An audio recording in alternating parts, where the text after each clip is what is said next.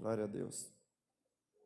Então hoje eu quero falar de dois irmãos da igreja primitiva e de como se estabeleceu a igreja primitiva.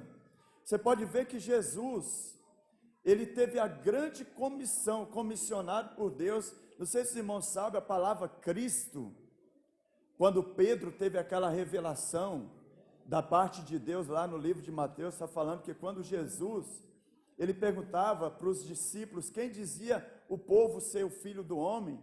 Então muitos dos discípulos começaram a falar, uns falam que o Senhor é Jeremias, Elias, outros falam que é uns profetas.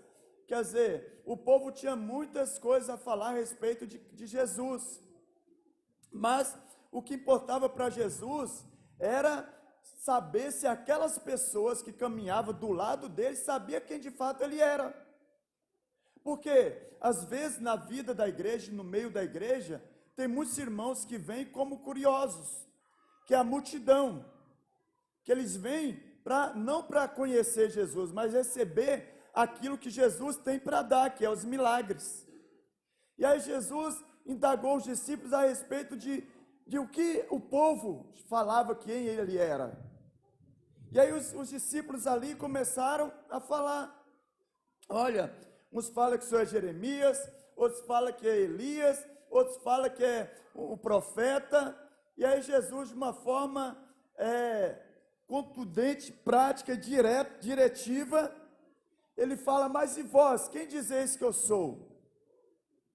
Quer dizer, o que Jesus estava interessado ali? Em saber qual era a opinião dos discípulos a respeito dele, de como os discípulos enxergavam Jesus. E aí não sei se os irmãos já leram isso lá se eu não me engano é Mateus 16, que é onde vem essa revelação, que Pedro já salta lá, como era o discípulo mais verborrágico, falava muito, era o mais que expressava, ele salta no meio de todos e fala, tu és Cristo, o Filho do Deus vivo. E aí Jesus olha para ele e fala, uau, não foi carne nem sangue que te revelou, Pedro, mas sim meu Pai que estás no céu. E sobre essa pedra, quer dizer, sobre esta revelação edificarei a minha igreja, e as portas do inferno não prevalecerá contra ela. Quem pode dizer um glória a Deus? Os irmãos podem ver, você que já fez aula de consolidação, que essa é a primeira aula que nós ensinamos a respeito do fundamento. Então, naquela hora que Pedro tem aquela revelação, Jesus vai e firma a igreja, debaixo e em cima dessa revelação. Porque Cristo significa enviado por Deus. Mas enviado para quê, pastor? Havia uma missão. Qual era a missão? Constituir igreja aqui na terra, salvar as pessoas, para que depois de salvo, as pessoas entrassem por um processo de transformação. Para quê, pastor, esse processo? Para que, devido e decorrente desse processo, e no findar desse processo, eu e você, nós venhamos a nos parecer com Cristo.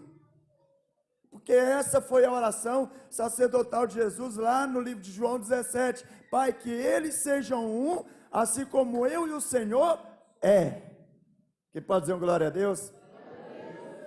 E a igreja primitiva, ela foi formada debaixo dessa revelação, debaixo do poder de Deus. E aí Jesus cumpriu todo o seu ministério. Começou aos 30 anos, aos 33 anos e meio ele concluiu. Com o quê? Com a morte da cruz. Morte na cruz. Não é morte da cruz, ó. Morte na cruz. E ali, quando ele disse, está consumado, está feito, ele já levou sobre si todas as nossas culpas, todas as nossas transgressões, todos os nossos pecados, tudo que era contra mim, contra você, Jesus carregou na cruz. Só que aí ele faz uma promessa para os discípulos. Ele chega para os discípulos e fala, olha, eu vou morrer, morte de cruz, vou ressuscitar, mas eu vou preparar depois vocês, para dar continuidade à obra que eu comecei aqui na terra. Mas vocês não podem dar continuidade antes de eu ir para os céus, até o Pai, e de lá o Espírito Santo for liberado, e vocês receberão poder de Deus. E aí os discípulos estavam o quê? Ansiosos por isso. Que Jesus ressuscitou, ficou 40 dias ensinando os discípulos a respeito do que eles deveriam fazer. Para quê? Para dar continuidade. E aí logo em seguida, o que é que Jesus fez? Ele foi assunto aos céus. Falou, olha, esperai em Jerusalém. Porque eu vou para o Pai, e de lá eu vou enviar o Espírito Consolador, e Ele vos guiará a toda a verdade. Quem já leu isso na Bíblia? Então aqui eu estou fazendo um resumo, gerando todo o contexto para entrar onde eu quero aqui com os irmãos. E aí, a igreja estava reunida. A Bíblia diz que estavam ali no dia chamado dia de Pentecostes, 120 irmãos, aguardando esse grande dia. E a Bíblia diz que quando eles estavam ali reunidos orando, fala comigo assim, reunido e orando. Então tem uma forma de Deus se manifestar, quando nós estamos reunidos como igreja e orando como igreja. Então tem uma maneira. Por quê? Qual o problema? Eu já falei aqui para os irmãos, tem muitos irmãos que acham, não, Deus vai me ouvir sozinho. Vai, Ele vai te ouvir. Mas quando você está reunido, orando como igreja, o poder de Deus é liberado e a manifestação da glória de Deus, ela é liberada sobre a igreja. O que eu e você precisamos entender, que nós não somos individualmente a igreja, nós somos membros dessa igreja. O coletivo é a igreja de Cristo. Quem é eu e você? Membro deste corpo. Mas nós não somos o corpo. O corpo é quando nos reunimos. Que cada um começa a trabalhar a sua função na vida do corpo para fortalecer. Para a questão de fortalecimento. Quem pode dizer glória a Deus? E aí estavam os discípulos lá. E aí eles foram cheios. Fala para o irmão que está ao seu lado. Os discípulos foram cheios do Espírito. E aí o que aconteceu, irmãos? Depois que eles foram cheios do Espírito, a Bíblia diz que eles ficaram embriagados pelo Espírito Santo. De uma forma tão poderosa, que quando eles saíram daquele lugar, a igreja tinha 120 membros naquele dia. É a quantidade que nós temos aqui hoje no prédio. 120 membros. Tinha 120 pessoas reunidas naquele lugar. Mas depois que eles foram cheios do Espírito Santo, uma pregação, a igreja passou a ter mais de 3.000 pessoas do dia para a noite. Por causa de uma pessoa que entendeu e que recebeu o poder de Deus, uma pregação, de um dia para o outro, a igreja já teve que procurar outro lugar para reunir, porque tinha 3.120 pessoas. Olha que poderoso. Imagine nós aqui reunidos como igreja, dos 120 irmãos.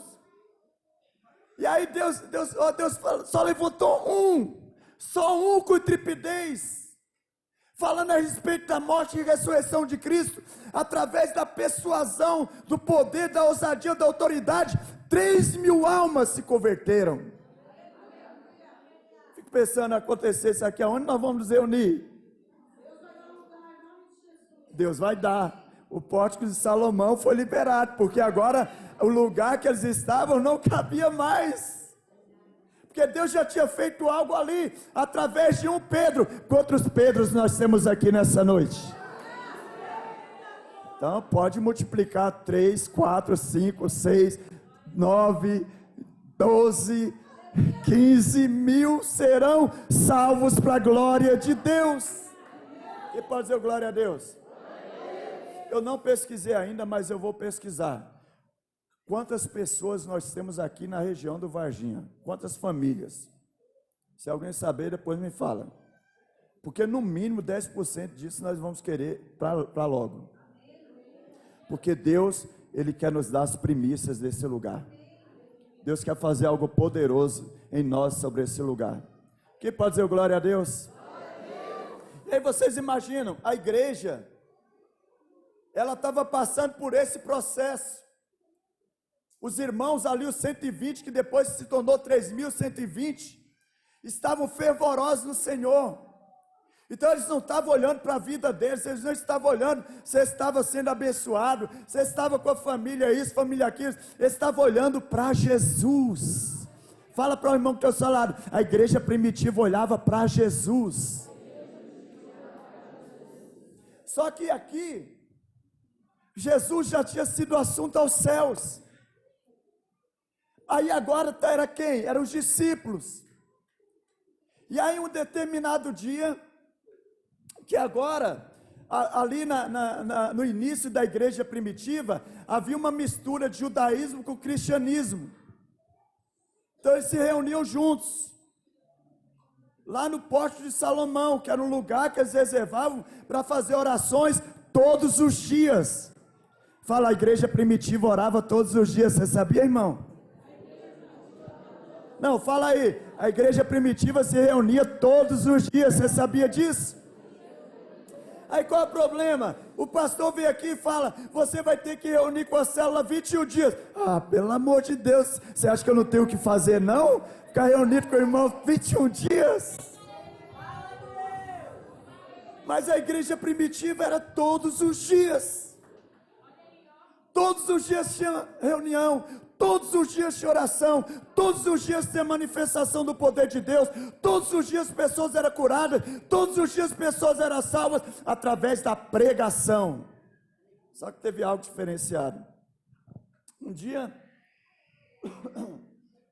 lá em Atos, estou contando aqui para me chegar em Atos 4, lá em Atos capítulo 3, está indo Pedro e João. Pedro e João estavam indo para o cenáculo orar, como já era de costume, às 3 horas da tarde. E aí chega lá Pedro e João, nesse caminhar, e junto com, no mesmo horário, estavam indo pessoas levar uma pessoa lá, um mendigo, que costumava pedir todos os dias lá no cenáculo. Está escrito lá no capítulo 3, Atos 3. Estou explicando aqui o que aconteceu no 3 para me chegar no 4. E aí chegando lá, quando Pedro e João estavam passando, ele viu aquele cego. E ele sentiu de Deus de ir lá ter aquele cego. E quando ele chegou para o cego, o que ele falou para o cego? Olha para nós. O que ele estava falando aí? Olha para aqui, que tem algo da parte de Deus para dar para você. Olha para nós, olha para mim, que você não vai ver a mim, você vai ver aquele que pode te dar aquilo que você necessita. Qual é o problema? Aquele mendigo, quando Pedro chamou ele e falou, olha para nós, a expectativa dele foi o quê? Ele vai me dar uma esmola grande, que ele chamou a minha atenção e pediu para me olhar para ele. E o que é que Pedro falou?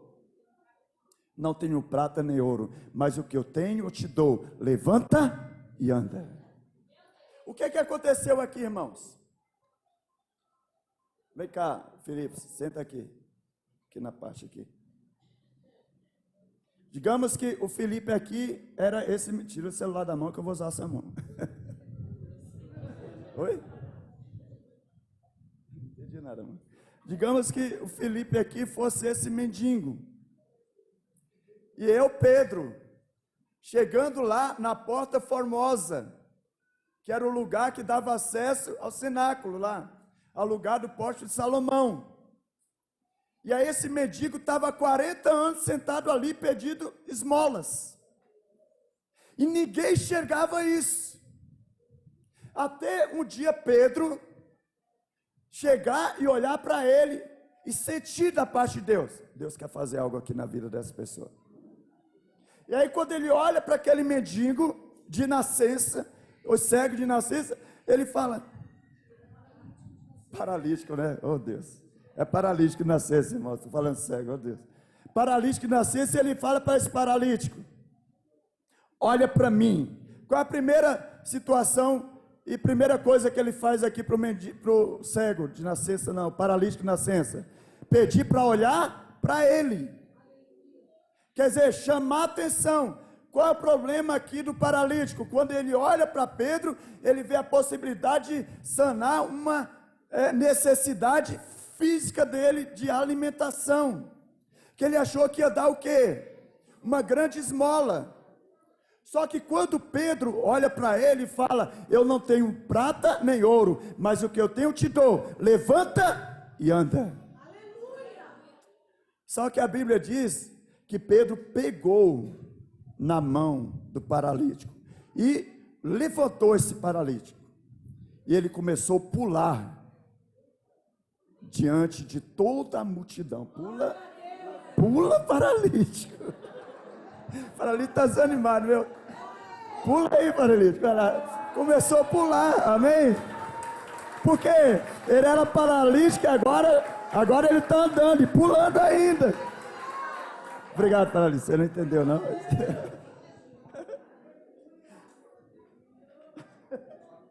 Oh, Deus. E aí, o que aconteceu? Presta atenção aqui em algum detalhe. Quando Pedro falou para aquele paralítico, levanta e anda, ele não se levantou. Pedro teve que dar a mão e pegar e levanta. E quando aquele paralítico levantou, ele começou a saltar de alegria, jubilando ao Senhor.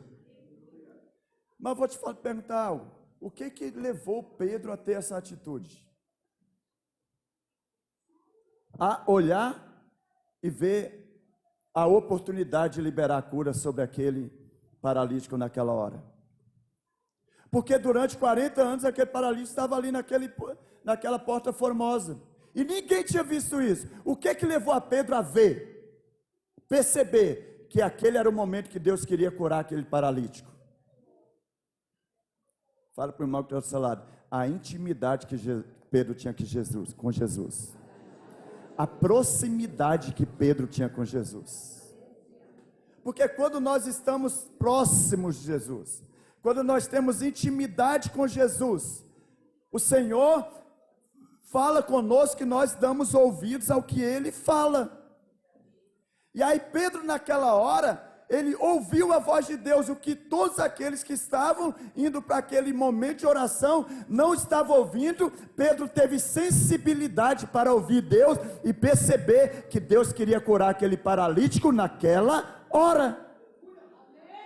Qual é o problema? É quando eu e você, quando nós estamos fazendo as coisas para Deus, sem ter e sem perceber e ter sensibilidade da parte de Deus, para ver o momento certo de Deus fazer as coisas, de Deus se manifestar, de Deus agir, de Deus se mover, de Deus fazer algo grande. Agora, Pedro gerou um problema. Por quê? Porque quando Pedro faz aquilo, ele foi para lá, para o pórtico de Salomão. Vocês podem ver lá no capítulo 3, vai ler sobre o pórtico de Salomão, que ele foi para lá e estava reunido, e junto com isso, porque agora, o cara que era paralítico, vem cá de novo, levanta. Agora ele está pulando aqui, e alguém viu, porque todo mundo ali sabia que aquele camarada era paralítico. Todo mundo sabia e passava ali por aquela porta formosa e via aquele paralítico ali pedindo esmola. E agora esse que era paralítico, agora ele está pulando, seguindo a Pedro. E aí começa aí a multidão atrás de Pedro para saber o que tinha acontecido. Aleluia. Que gerou aquele milagre. E aí a Bíblia diz que se juntou mais de 2.000 pessoas para saber o que aconteceu, o que Pedro fez para aquele paralítico ser alguém completamente curado a partir daquele momento. Obrigado, paralítico, você está lá de novo. E aí, Pedro vai e começa a pregar. Por que vocês estão olhando para mim como se eu tivesse feito alguma coisa?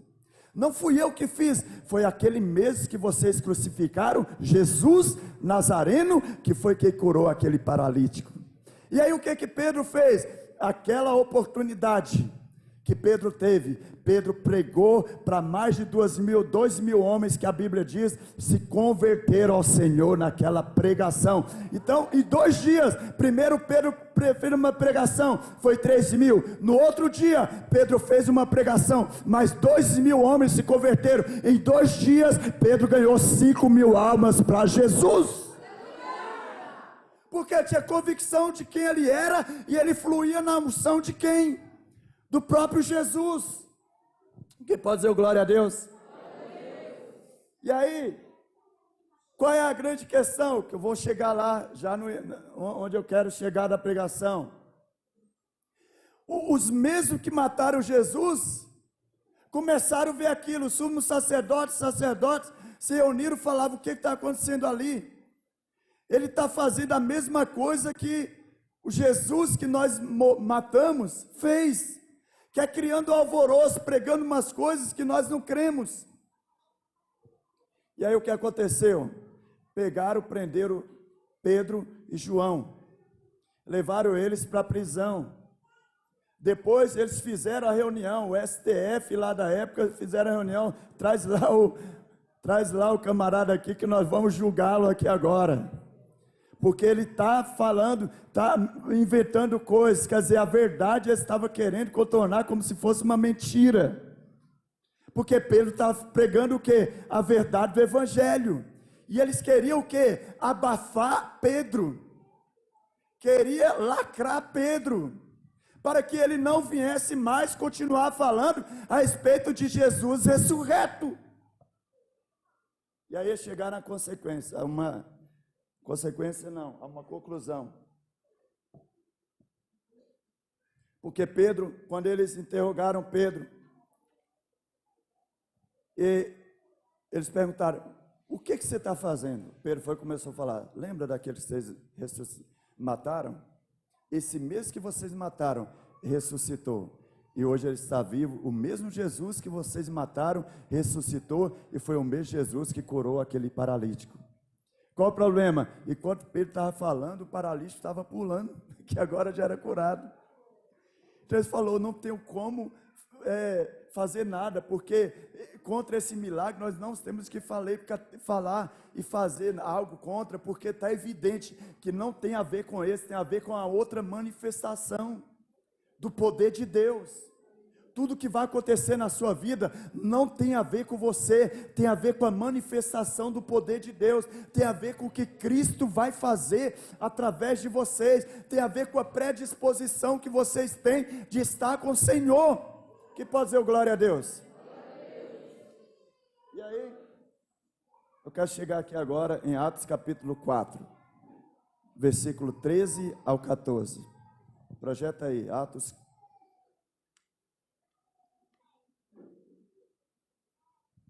O que o sinédrio da época perceberam? Que eles reuniram a cúpula lá dos sacerdotes, perceberam. Vendo, fala comigo, vendo. Então as pessoas aí fora, quando olham para nós, dependendo do que nós estamos fazendo, eles veem algo em nós. Ou se nós estamos nos parecendo com Cristo, ou se estamos parecendo mais com o mundo. Mas o posicionamento de Pedro, ele gerou algo no coração daquele povo. Aquele povo que eu falo era o sumo sacerdote e toda a cúpula ali que se reuniram no sinédrio para condenar as atitudes de Pedro, que era pregar o evangelho. Quem pode dizer um glória a Deus? Glória a Deus. Irmãos, presta atenção nisso aqui. Quando vocês começam a andar demais assim, aí, então, quanto mais você ficar parado, menos o calor diminui. Não adianta ficar movimentando. Logo, logo nós vamos ter um prédio maior e melhor aí. Mas por enquanto, honre o que temos. Com a sua atenção. Amém? Então, vendo a coragem de Pedro e de João, e percebendo que eram homens comuns e sem instrução, então eles perceberam algo, que sabia e conhecia Pedro e João, e eles viam que eram homens comuns e sem instrução, ficaram admirados, e reconheceram que eles haviam estado com Jesus. Vai lá no 14. E como podia ver ali, e como podiam ver ali com eles o homem que fora curado, nada podia fazer contra eles. Então, qual foi a conclusão que aquele sinédrio chegou? Não tem como Pedro ter feito essas coisas por eles mesmos, que são irmãos pacatos, que são os irmãos iletrados, que são os irmãos que não têm capacidade de falar da forma que eles estão falando conosco aqui. Eles só podem ter estado com Jesus. Deixa eu te fazer uma pergunta: as suas atitudes aí fora mostra que você esteve com Jesus? A forma que você fala aí fora, ela demonstra que você esteve com Jesus? Ela glorifica Jesus? Ela engrandece o nome de Jesus? Porque eu fico imaginando aqui, Pedro estava ali, e a Bíblia diz que ele ousadamente pegou na mão do paralítico e falou: levanta e anda, e pegou, levanta. Quer dizer, nós aqui, chega muitas pessoas com problema de enfermidade, e Deus fala: Deus vai curar essa pessoa agora. Você pega, levanta e anda. Foi isso que Pedro fez, movido pelo Espírito. E aí, ele era tão intrépido, cheio de ousadia, que quando ele falava a respeito de Jesus, todos aqueles que ouviam falar, ele falando a respeito de Jesus, criam na pregação de Pedro. Deixa eu fazer a pergunta: quando você está pregando Jesus, a ousadia que você fala, tem feito as pessoas olharem para você e falar: esse esteve com Jesus? Ou você está mais assemelhado ao mundo do que a Cristo, irmãos? Porque nós temos que nos posicionar como igreja. Porque Pedro, através de uma pregação, 3.000 almas e depois mais 2.000 almas se converteram? Porque ele estava com Jesus. Porque antes dele ir lá fazer as curas, antes dele ir lá liberar a palavra de Deus na vida de pessoas, ele se preocupava com estar com Jesus antes para receber de Deus. Ele se preocupava com a sua vida na intimidade com Jesus, na sua intimidade diária com Jesus. Qual o problema? Às vezes nós estamos querendo fazer muitas coisas para Deus, mas não priorizamos estar com Deus. Não priorizamos ter o nosso tempo com Deus, buscar na fonte. Porque a cada dia que nós buscamos na fonte, a cada dia que nós buscamos da parte de Deus, nós buscamos a Cristo, mas nós vamos nos parecer com Ele nos nossos procedimentos e no nosso comportamento. Aí o que eu e você, que nós temos que avaliar? Os meus comportamentos, ele me faz parecer com Cristo ou ele me assemelha ao mundo? Porque se me assemelha ao mundo, se as mesmas atitudes, os mesmos comportamentos, quer dizer o quê? Que tem alguma coisa errada, e não é com Deus, e não é com a palavra de Deus, e não é com Jesus, é com o nosso posicionamento, é com as nossas prioridades. Os irmãos estão entendendo? Então você pode ver, tem muitos irmãos, 21 dias de jejum. Mas se fosse para fazer qualquer outra coisa, o coração estava aquecido. Mas como é para aprender, como é viver como igreja? Falar: meu Deus, isso é mais 21 dias. Mais 21 dias, perto daquele irmão chato. Glória a Deus que ele é chato, que é para te aperfeiçoar. Você não é tão bom como você pensa que é. Você precisa ser trabalhado. Você precisa se parecer com Cristo. Você precisa ser o Pedro. Você precisa ter convicção de quem você é, quem te chamou e em quem você está conectado. Que é na videira verdadeira, que é Cristo. Que pode dizer glória a Deus? Porque todo mundo sabe a voz que ouve. Quem é que é casado? Então você sabe quando é sua esposa falando com você. Porque você reconhece o quê? A voz. Mas quem reconhece a voz é quem tem intimidade. Só reconhece a voz de Deus quem tem intimidade com Deus. Porque a todo momento nós estamos ouvindo muitas vozes. É a voz do parente, é a voz do papagaio, é a voz do periquito, é a voz do patrão, é a voz da mulher que fala 8.000 palavras, é a voz do marido que não tem voz, não fala nada, e a mulher fica preocupada. É a voz de um monte de gente. É uns que falam demais, outros que falam de menos, mas é muita coisa falando ao mesmo tempo. E se você não tiver sensibilidade para ouvir somente a voz de Deus, você vai se perder no meio do caminho. Você não vai dar continuidade à vida cristã, crescente e prevalecente de vencedor, porque você não está buscando ouvir a voz daquele que pode solucionar todos os seus problemas, que é a voz de Deus. Porque é muito fácil, irmãos. E nós não podemos ser, eu já falei em cursos anteriores aqui, ser um crente 6 horas. 6 horas por mim, ora por mim por aquilo, ora por mim por aquilo. Ele nunca ora. Vocês podem orar por mim, vocês oram por isso. Mas ele não tem intimidade de buscar a Deus e ouvir a voz de Deus. Ouve a voz do líder, ouve a voz do pastor, ouve a voz do discipulador, ouve a voz de todo mundo, mas não tem sensibilidade para ouvir quando é Deus falando. Quando é Deus direcionando, quando é Deus falando, faz que é eu que vou fazer. Abra a tua boca, declara e libere, porque eu estou mandando, eu estou ordenando. E quando eu ordeno, quando Deus ordena, eu tenho ousadia e trepidez de falar, levanta e anda, e pegar na mão, levanta, porque foi Deus que mandou. Presta atenção, nos dias de hoje, se nós não pararmos para ouvir a voz de Deus, nós estamos perdidos. Porque há muitas vozes falando ao mesmo tempo, é muitos medos, muitas coisas acontecendo no decorrer da vida, que se nós não pararmos, nós vamos parar. Se nós não pararmos para ouvir a Deus, nós vamos ficar parados, neutralizados por outras vozes, que não vai nos levar a desfrutar daquilo que Deus tem. Fala para o irmão que está do seu lado, irmão, você esteve com Jesus hoje?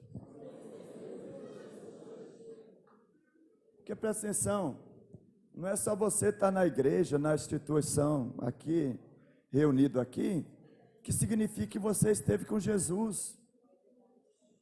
Estar com Jesus tem a ver com você ter intimidade com Ele, de você ouvir a voz dEle, de você não ser conduzido por qualquer coisa que você ouve ou por aqueles que falam, mas ser conduzido pelo que o Espírito Santo diz no seu coração, para que o Espírito Santo conduza você. Porque tem muita gente que quer opinião para tudo. Por que ele quer opinião para tudo? Porque não tem disposição de buscar a direção de Deus, não tem disposição de buscar a Deus, não tem disposição de ir para a intimidade com o Senhor. E aí não acontece nada, já fica culpando Deus, ainda fala que Deus é o culpado pelas não realizações da vida dela, sendo que Deus é o mais interessado em abençoá-la, sendo que Deus é o mais interessado em que você seja abençoado para que Ele seja glorificado. Porque no final das contas, quem é que foi glorificado através da cura do paralítico? Foi Jesus, não foi Pedro. Porque o povo estava tudo olhando para Pedro. Estava, uau, olha o que Pedro fez. Olha que maravilha, Pedro ser usado por Deus. Oh, o que vocês estão olhando para mim? Não tem nada a ver comigo não. Tem tudo a ver com Ele. Isso aqui só aconteceu porque antes eu estive com Ele. Tudo isso vai acontecer ainda na igreja primitiva, porque nós estivemos com Ele. Mas às vezes a gente quer que aconteça um monte de coisa na nossa vida, mas não temos disposição de estar com Ele. Não temos disposição de ouvir Ele, de receber a direção dEle. Levanta, anda, caminhe.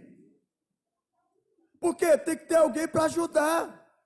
Não, se eu cair, o pastor vai lá me ajudar. Se eu cair, o líder, não. Quem vai te sustentar é o Senhor. Tem dias que o discipulador não vai estar lá. Tem dias que o seu pastor não vai estar lá. Tem dia que o seu líder não vai estar lá. Mas Jesus disse que eu estarei com você todos os dias, até a consumação do século. Pode ninguém estar lá ao seu redor. Jesus nunca vai te abandonar. Ele nunca nos deixará. Porque Ele está conosco todos os dias. Qual é o problema? É Ele estar e você não perceber que Ele está ali. É você não ter os olhos abertos para ver Jesus, para ver as manifestações de Jesus, para ver a bondade dEle. Sabe, irmãos, glória a Deus. Eu amo a nossa estrutura como igreja. Amo. Mas tem irmãos que não valorizam, sabe por quê? Porque está na casa. Normalmente os que estão na casa é igual o filho mais velho, o irmão do filho pródigo. Não valoriza a bondade do pai que está desfrutando de tudo. Só quando o filho pródigo sai lá, que ele vai perceber. Mas o filho mais velho não estava percebendo aquilo que o filho pródigo, quando saiu, começou a valorizar, que estava dentro de casa. E aí eu vejo muitas pessoas lá fora, olha para a nossa estrutura como igreja e falam, uau, que bênção. E é de fato uma bênção, mas quem está dentro de casa não valoriza. Falta na célula, falta no culto, não valoriza a reunião de culto, não valoriza a reunião de célula, não valoriza estar 21 dias de jejum, orando, jejuando, clamando, edificando o corpo de Cristo. E aí como é que faz um negócio desse? Então é normal, é calor. Oh Deus, que calor absurdo. Mas irmãos, quantas vezes nós não já passamos calor pior aí fora, na bagunça, fazendo a vontade do inferno, do diabo, pecando, se autodestruindo, e aí vem para Deus, ai está muito calor, estou derretendo, crente de açúcar, pelo amor de Deus, irmãos, chove um pouco, eu não vou para o culto não, que vai molhar. Molha seca. É melhor ser molhado e sair daqui encharcado pela glória de Deus que não vir no culto. Meu Deus do céu. Aí não desfruta. Os irmãos gostam, né? É uma realidade. Oh Deus. O Senhor nos liberta disso, irmãos. Nos liberte disso. 23 anos ou mais de convertido, eu nunca faltei um culto, nunca. Viajei, fui no culto lá na outra igreja, mas não ficava sem cultuar. Porque eu tenho que me alimentar, vou me alimentar de quê? E eu já decidi, irmãos, hoje eu estava conversando com minha esposa. Eu tenho um irmão aqui na Vila Natal, é difícil eu ir lá na casa dele, viu? Mas de vez em quando eu passo ali e vejo. Aí chegou um outro irmão da Bahia essa semana. Está lá com ele. Porque lá ele bebe cerveja, em casa não bebe. E eu falo, e vai ser difícil eu ver, porque domingo eu não negocio, é aqui. E aí tem gente que fica magoada, eu tenho que ficar com a família, Irmão, essa é a nossa família. Eu não estou falando que você tem que desvalorizar a sua família, não, esteja com eles. Invista na vida deles, ore por eles, mas não valorize o que eles valorizam. Você tem que valorizar o que Cristo valoriza. O que Cristo está interessado e a vida que Cristo vive. É essa vida que nós devemos viver. Qualquer coisa é desculpa. Para não estar no culto, não estar na célula, porque fulano falou mal, misericórdia. É porque fulano falou isso, falou que estou magoado, estou chateado, pelo amor de Deus. O irmão sabe por que, irmãos, é assim?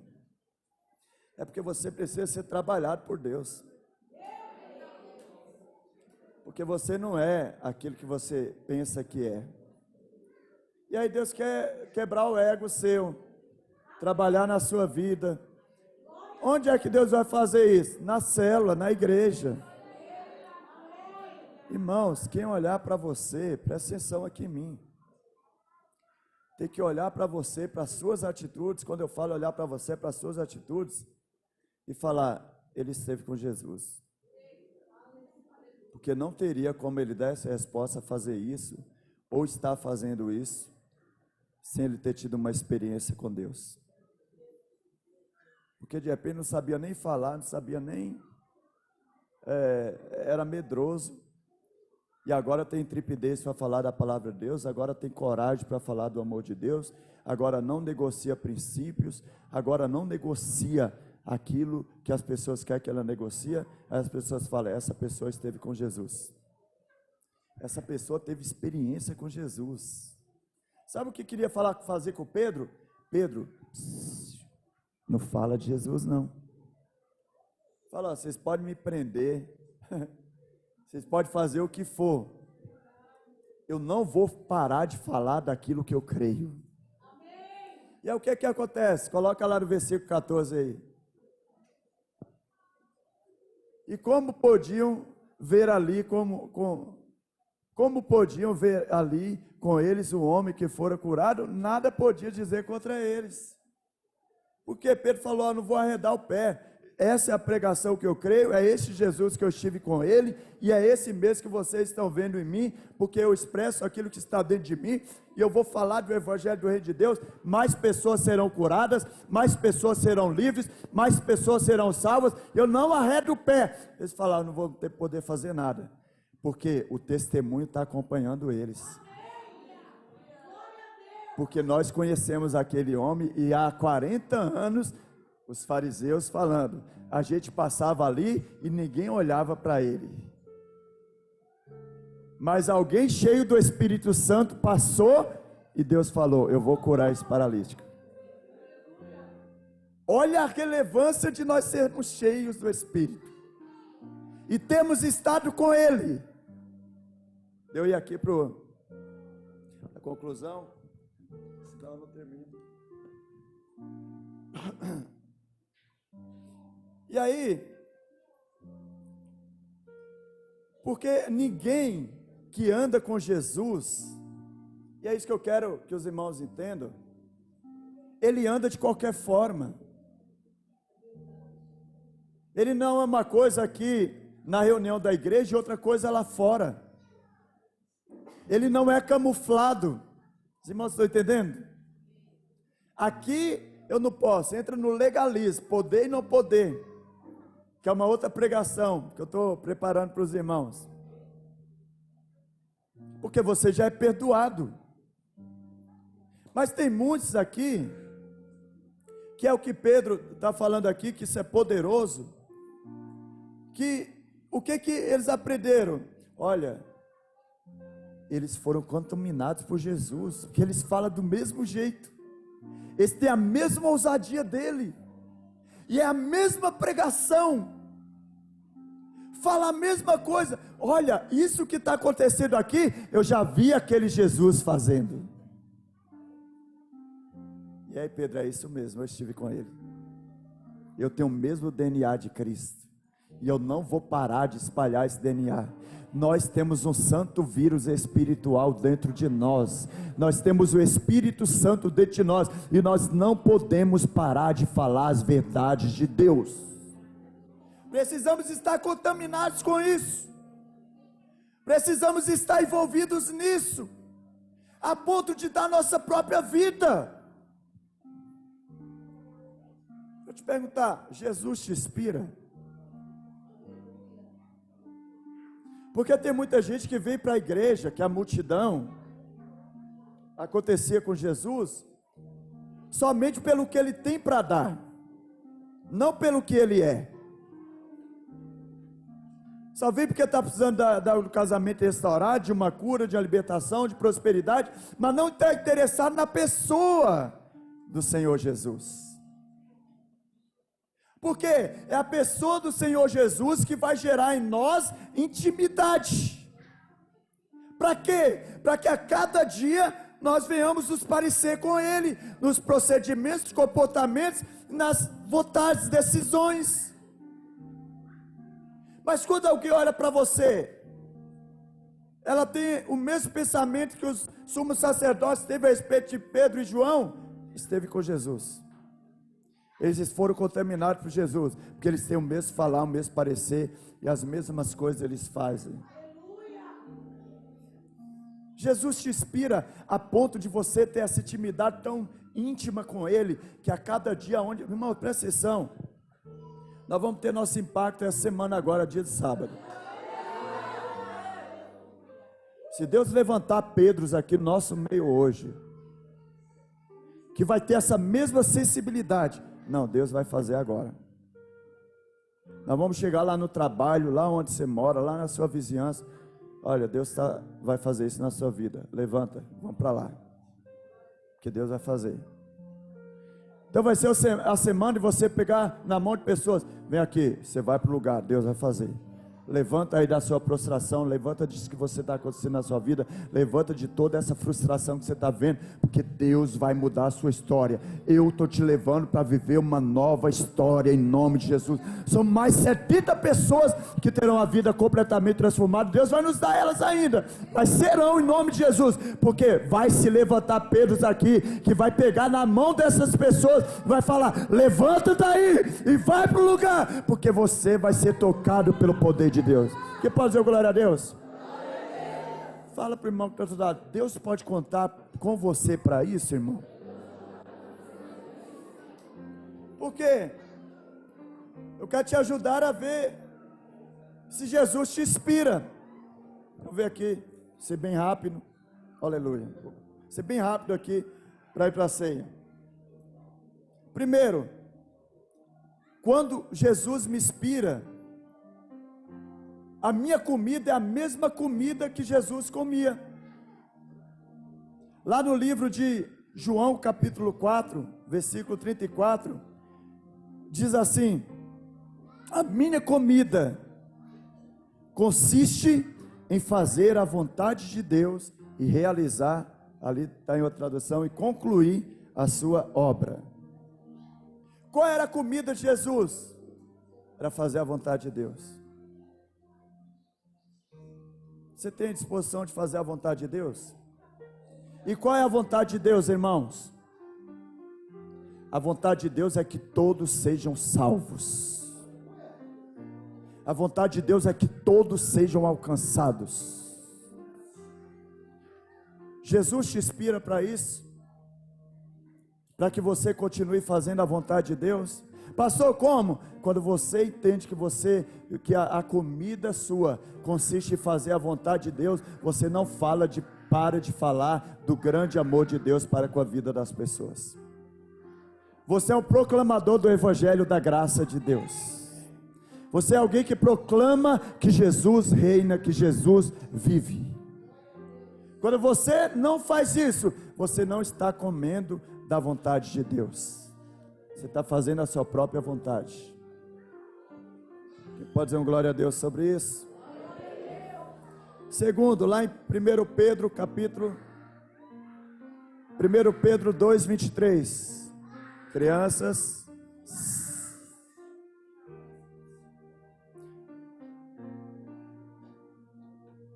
Quando insultado, não revidava.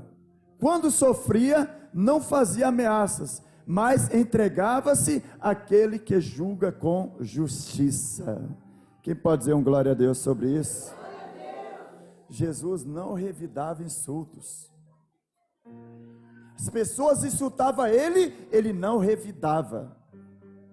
Ele dava a outra face. Tem pessoas aqui que se pisar no pé, ele dá um chute com o outro. Jesus te inspira nesse sentido? O que significa isso? Você vai ficar dando a cara, pode bater? Não. As atitudes de Jesus eram essas. Ele não revidava, porque sabia que a justiça vem dos céus. Não é a justiça própria dele. E lá em Mateus capítulo 9, versículo 35, diz que Jesus ia passando por todas as cidades e povoados, ensinando-se nas sinagogas, pregando as boas novas do reino e curando todas as enfermidades e doenças. Então Jesus era proativo. Ele não parava, ele era alguém imparável, ele não se cansava de pregar o evangelho, ele não se cansava de pregar as boas novas do evangelho, ele não se cansava de falar que ele veio para dar vida e vida abundante. Então tem muita gente cansada na igreja, por quê? Porque não esteve com Jesus. Acha que é muita coisa. É muita programação, pastor, é muito isso, é muito aquilo. Mas Jesus todos os dias ele não se cansava de falar do amor de Deus, da bondade de Deus. Ele era proativo, ele era ativo. Ele não se olhava para os que os outros falavam. Um insultava aqui, ele, amém. Eu vou pregar para outro que crê. Foi para Nazaré, os parentes nem estavam aí para eles. Ok, vocês não querem, eu não vou ser paralisado por causa de parente não. Que vocês acham que eu sou o filho do carpinteiro, tá bom. Eu vou para quem me aceita, que vem em nome do Senhor Deus. E aquilo não parou. Ele era alguém que não olhava para críticas. Mas as críticas levavam ele a ser mais intenso na pregação do Evangelho. Pergunta o irmão do seu lado, irmão, você tem pregado o Evangelho de Deus? Jesus te inspira para isso? Você é como Pedro? Aleluia, vamos aqui. Lá em João 4,35. Coloca aí, João 4,35. Rapidamente os irmãos aí, para otimizar o tempo aqui. Vocês não dizem, daqui a 4 meses haverá colheita. Eu digo a vocês, abra os olhos e veja os campos, eles estão maduros para a colheita. O que Jesus estava falando aqui? Presta atenção, vocês estão olhando o tempo agora, mas eu olho e eu já vejo o que Deus tem para liberar sobre nós como igreja. Essa igreja aqui, esse lugar que Deus nos deu para reunir, eu vejo agora e dou glória a Deus, mas eu já consigo ver o lugar que Deus vai dar para nós reunirmos como igreja. Jesus era alguém visionário, era alguém que tinha um foco claro, que através da morte deles, muitos filhos nasceriam. Pergunta o irmão que está do seu lado, você tem um foco, você se inspira no foco de Jesus? Porque Jesus tinha foco, ele sabia para que veio. E aí, para finalizar essa parte aqui, lá em Efésios 5:25, Efésios 5:25 diz: maridos, ame cada um a sua mulher, assim como Cristo amou a igreja e entregou-se por ela. Pode continuar. Para santificá-la, tendo-a purificado pelo lavar da água mediante a palavra, e para apresentá-la a si mesmo como igreja gloriosa, sem mancha, sem ruga, ou coisa semelhante, mas santa e irrepreensível. Quem pode dizer um glória a Deus sobre isso? Jesus está completamente envolvido com a igreja.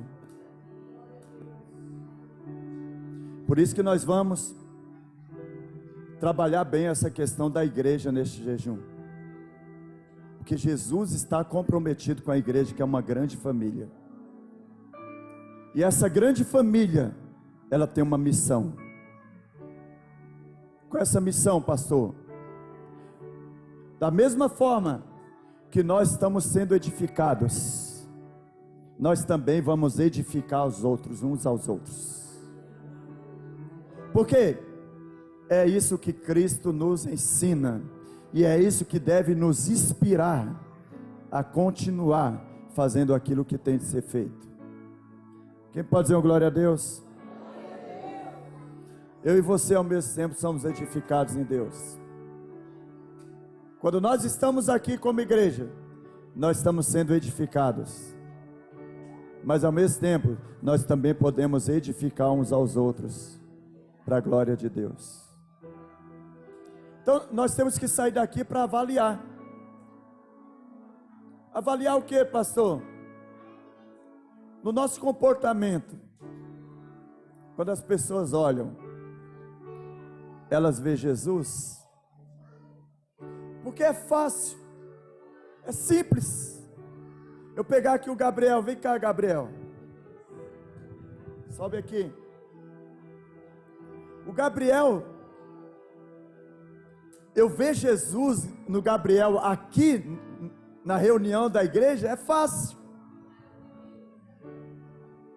porque aqui de repente ele não vai fazer o que ele faz quando está fora desse ambiente.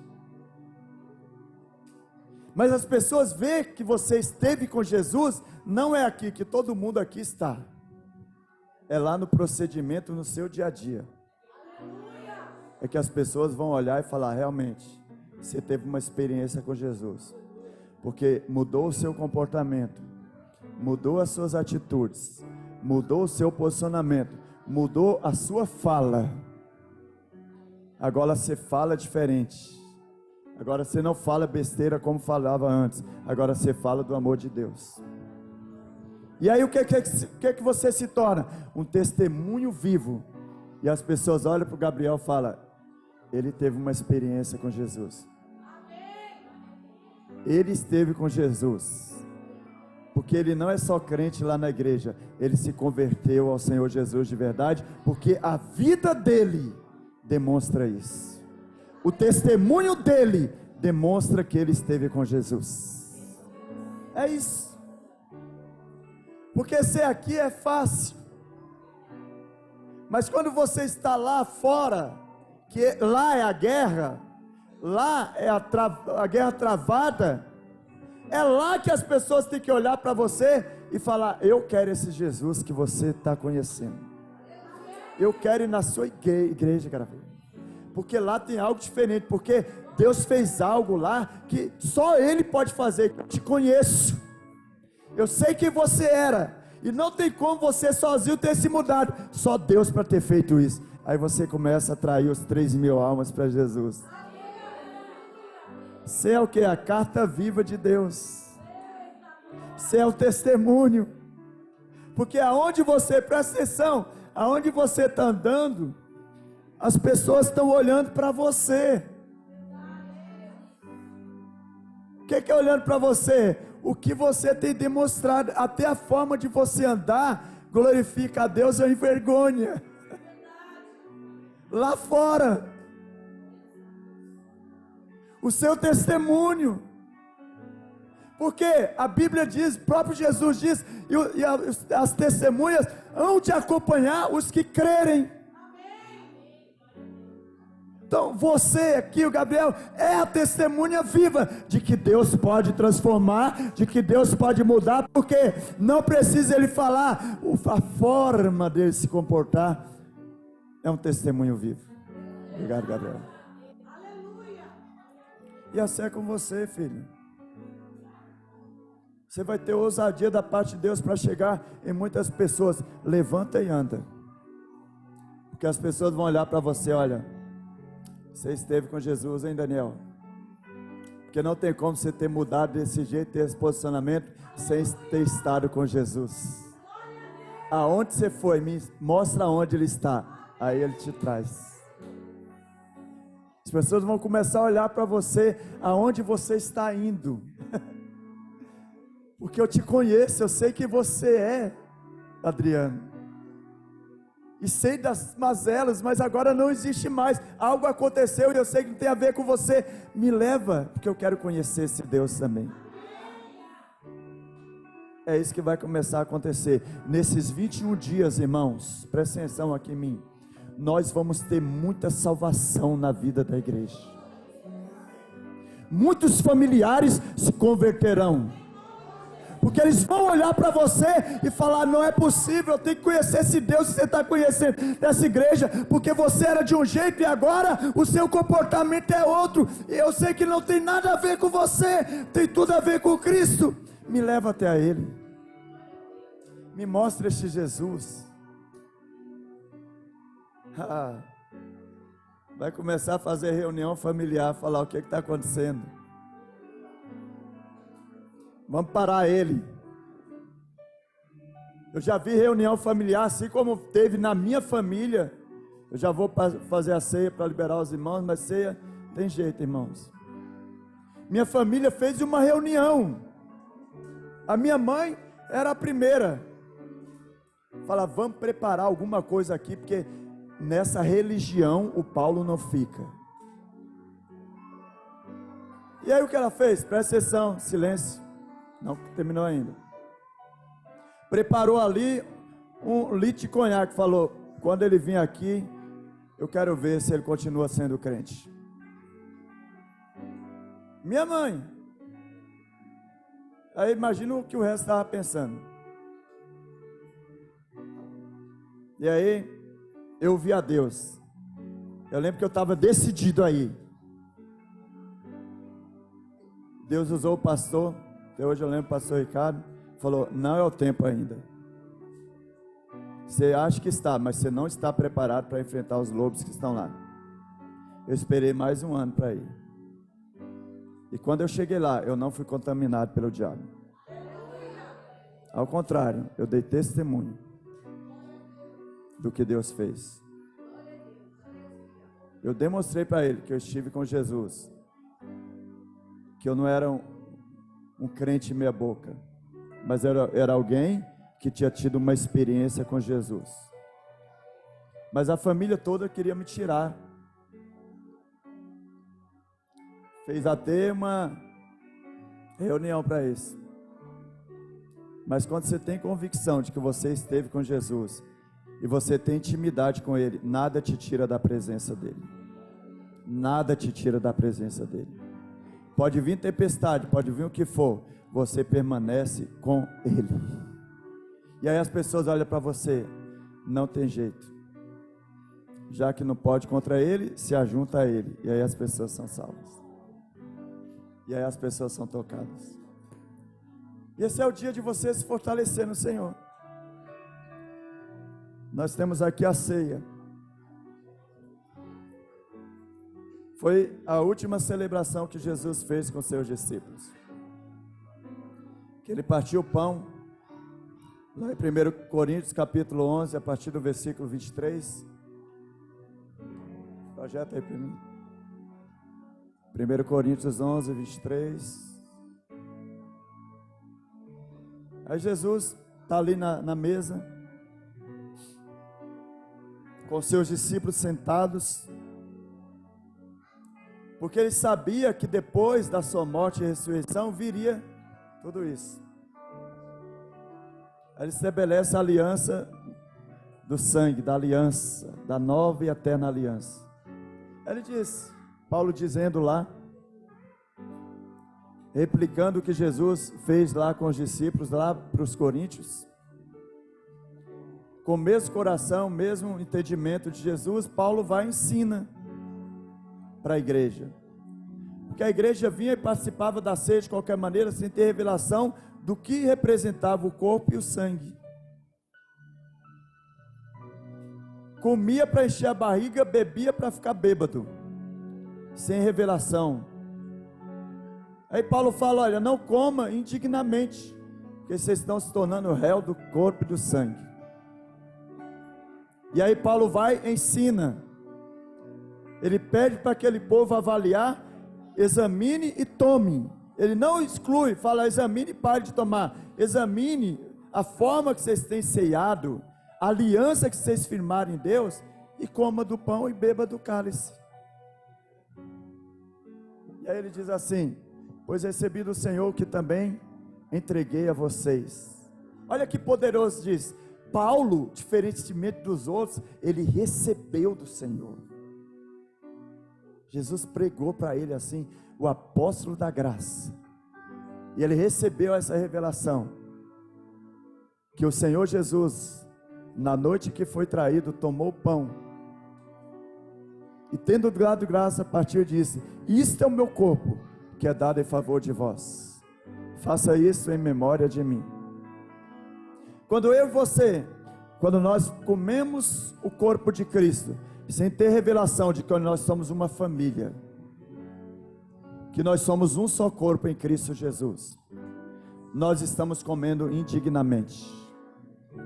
Comer indignamente não tem a ver com pecado, mas tem a ver com comer sem revelação de ser corpo, ser membro desse corpo de Cristo.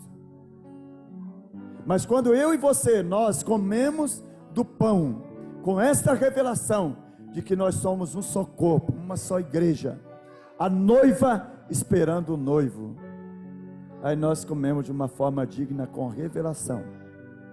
E quando comemos dessa maneira, vem o próximo. Da mesma forma, depois da ceia, ele tomou o cálice e disse, este cálice é a nova aliança no meu sangue, Faça isso sempre que o beberes em memória de mim.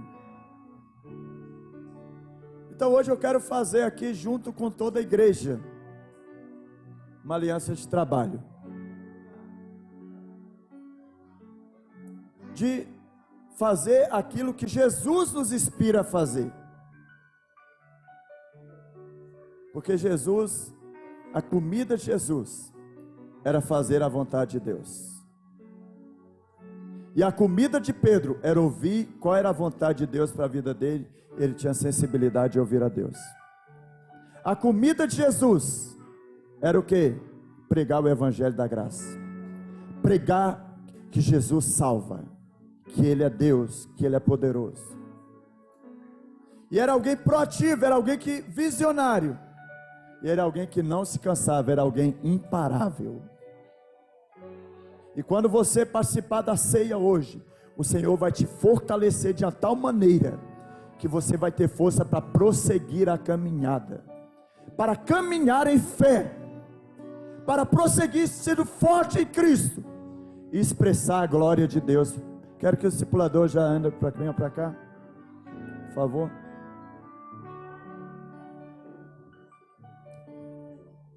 E aí quando você beber do cálice, você vai receber e vai firmar essa aliança até que Ele venha, até que Jesus venha. A igreja de Cristo, ela está sendo preparada para o grande casamento, e nós vamos viver esse tempo poderoso para a glória de Deus. Pode distribuir os elementos.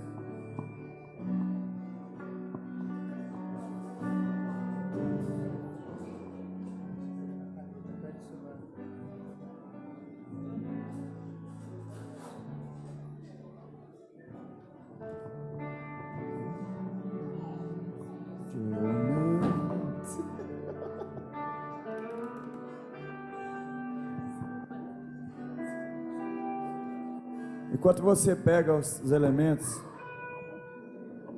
presta atenção em algo aqui. A partir de hoje você vai aprender a diferenciar a voz de Deus das outras vozes.